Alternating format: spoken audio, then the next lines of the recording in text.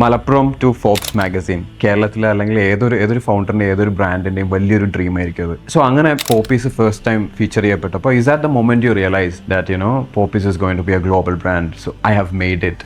എനിക്ക് എന്താ പറയുക, നമ്മളൊരിക്കലും അങ്ങനെ ഒരു ഫോബ്സ് മാഗസിനിൽ വരണം എന്നൊക്കെ ആഗ്രഹിച്ചിട്ട് അല്ല. ഏറ്റവും ആദ്യം പറയേണ്ടത് ഇതൊരു ദൈവാനുഗ്രഹം. കാരണം എനിക്ക് തോന്നുന്നു നമ്മുടെ മലബാറിൽ നിന്നൊക്കെ വളരെ റയർ, അല്ലെങ്കിൽ കേരളത്തിന്റെ വളരെ റയർ ആണ് ബ്രാൻഡ് ഫോബ്സ് മാഗസിനിലൊക്കെ. ഇന്ത്യൻസ് തന്നെ വന്നിട്ടുള്ളത് റിച്ച് ആയിട്ടുള്ള ആളുകളൊക്കെയാണ് വന്നിട്ടുള്ളത്, അല്ലെങ്കിൽ വാല്യുവേഷൻ ഉള്ള ആളുകളൊക്കെയാണ് വന്നിട്ടുള്ളത്. പ്രാദേശികമായിട്ട് വളർന്നു വന്ന് ഒരു നാഷണൽ ഗ്ലോബൽ ആയിട്ടുള്ള ബ്രാൻഡായി വളർന്നു എന്നുള്ള രീതിയിലാണ് പോപ്പീസ് വന്നത്. ഒത്തിരി കാര്യങ്ങളുണ്ട് അതിൽ പറയാൻ. നോർമലി ഫോബ്സിന്റെ ഒരു ശൈലി എന്ന് അറിയാലോ, ഫോബ്സ് വെറുതെ ഒരു എന്താ പറയുക, ഒരു പെയ്ഡ് ആയിട്ടൊന്നും ഒരു സ്റ്റോറി ചെയ്യാറില്ല. നോർമലി അവർ ശൈലി അങ്ങനെ ഒരു ബ്രാൻഡിനെ അറിയണമെങ്കിൽ ആ ബ്രാൻഡിന്റെ A to Z കാര്യങ്ങൾ അവർ സ്റ്റഡി ചെയ്ത്, അവർ ടീം വന്ന് അവർ എല്ലാം സ്റ്റഡി ചെയ്തതിന് ശേഷമാണ് ഒരു ബ്രാൻഡിനെ ഒരു ഫീച്ചർ ചെയ്യുക.